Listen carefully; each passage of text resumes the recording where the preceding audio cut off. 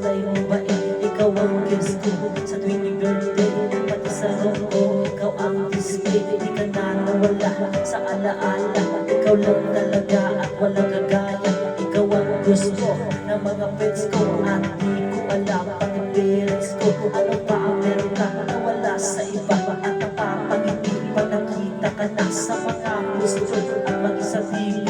Inaabangan ang iyong movie. Bata pa ako noon na maramdaman ko to, ayoko ng iba. Ikaw ang gusto ko at sa aaminin ko, maniwala ka, mas gusto kita kaysa kay data.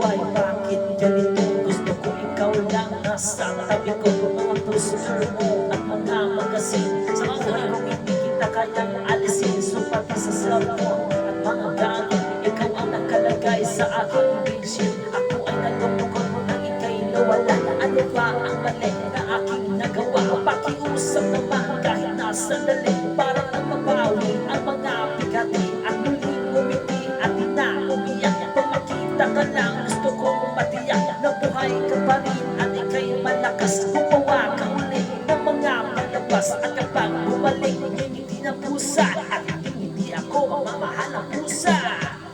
You were always gonna be my life. It's all kinda katumala ko. I remember too, you told me how you're always gonna be the one in my mind. Nag-glow up ang mukha mo. Bumigit na.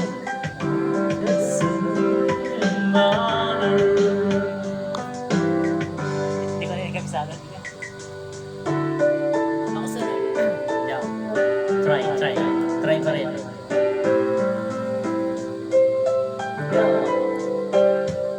Lumipas ang mga